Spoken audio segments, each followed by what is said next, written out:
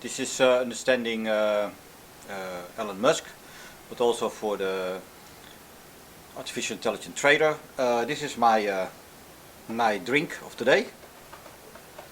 This is sake, and since 3 days I'm drinking every time I do my free talk. Some sake to make it more loose. I want to talk about artificial intelligence and especially openAI. I did some tests, and what it helps me for. I have, maybe you noticed that my talking is not so smooth as everybody else. Also, I don't make a script. I also don't edit a lot. I try maybe 1 or 2 edits to fuse 2 videos to each other. My English is also not so good, but I think I will improve, even if I'm now even 50. What is it? I'm 55 already, but I will improve easier because I'm not used to talk to cameras. So I think I can improve that. Also, I write books about indicators, and I always had a problem also in the Netherlands with Dutch school, with language. So my Dutch was very bad because I'm word blind. I have all kinds of problems with reading, writing, English. At my university they always ignored my my language because it was very bad. So I'm very happy for spell checkers.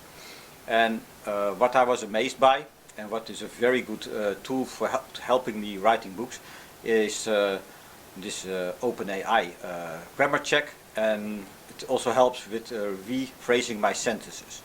Because I'm not native English, it will turn really into a nice English sentence and almost looks native. So I'm very happy with this tool, and I will use it to make more books.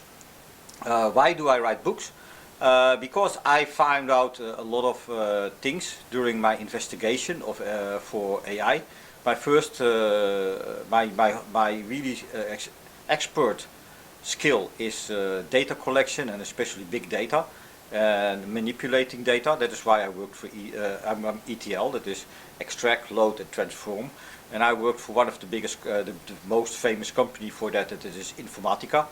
I worked in Informatica Japan, and then I worked in Informatica Japan, Netherlands and Japan. I did support for Germany, England, Belgium, the Netherlands. I did support for here in Japan, Australia, New Zealand. And I also, when the Indian office was down, I also helped the Indian office. So I did here in Japan for the round the clock, around the sun support, and in the Netherlands I did the piece of Europe that spoke German, English and Dutch.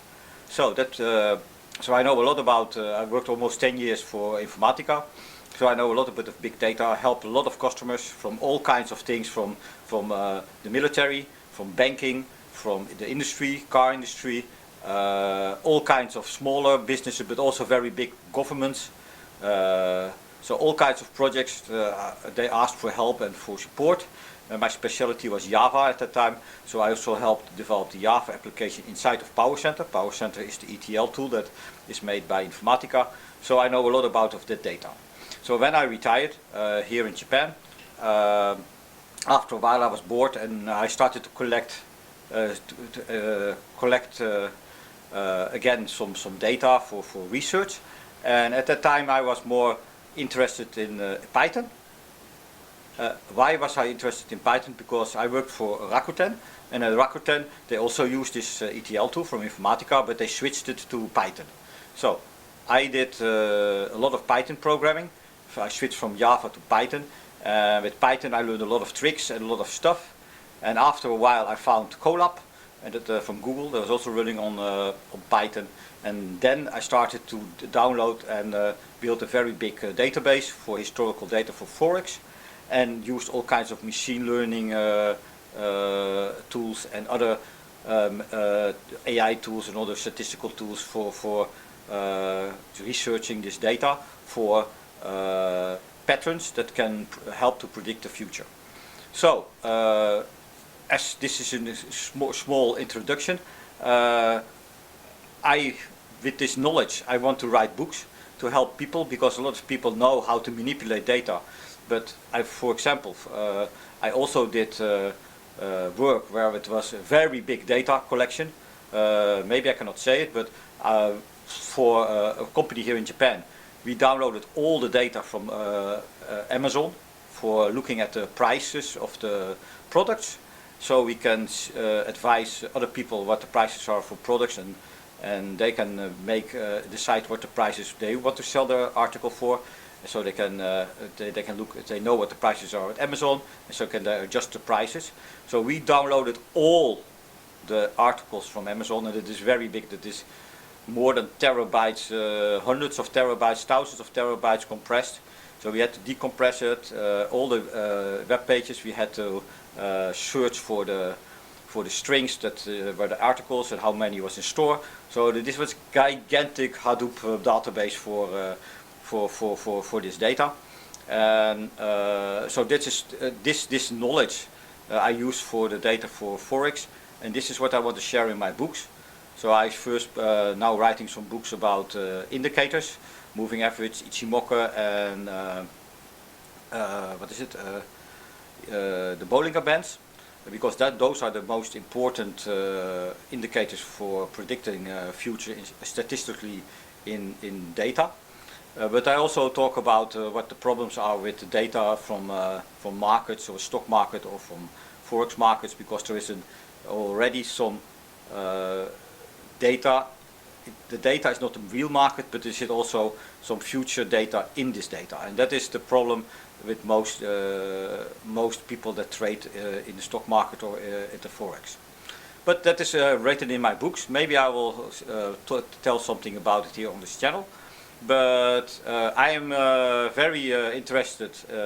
I see also people trying to use OpenAI for making tools for making indicators for trading view with PineScript, and I try to look if it doesn't support metadata trader, what I use. But it is very interesting. I hope they continue development with this tool. If they are really good at it, they will have an effect on the development of general AI.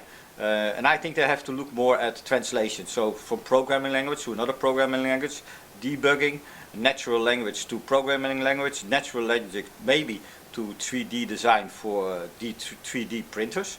I think that is also a nice exercise for OpenAI.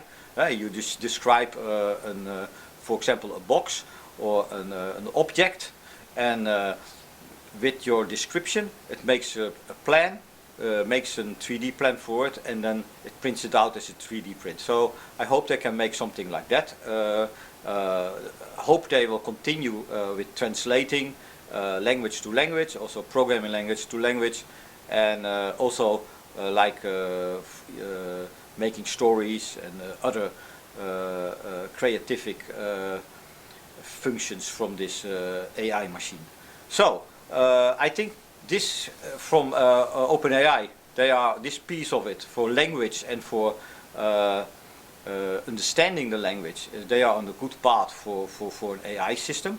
That is the same way I think about AI system, but there are still some components missing, and especially the bigger picture. And that is not maybe done with a machine learning tool. They have to build something else for memory, and for if they read a story, they make a recap, they make it smaller, like a compressed version of the story, and during the processing of the rest of the story, they add to this this shortened story, and they understand the past with what they are reading. And that is, I don't know if that is already built in this machine that is used, but that it will be very important. And also, if it doesn't understand, it has to be more connected to the internet. As I challenged this AI machine from OpenAI, I saw that it was some data from 2020, October. So that means they have the old data from that period. I hope they can, I don't know how they want to collect the data for real time from the internet. That is something I would like, maybe if they need help for that, I can help with that, because that was my previous job. I think you cannot do it real time. There will be a delay maybe of 1 or 2 days, but you can do a lot if you have the big machines and you're at the correct points in the world to collect the data from those points. They are doing nice research. They make it open source for everybody. So I expect also a lot of companies will use this. We will see a lot of applications and people making use of this tool. So this is my talk about OpenAI, and I will maybe later come more deeper and maybe more examples what you can do with it, and what is also missing in this tool. See you later.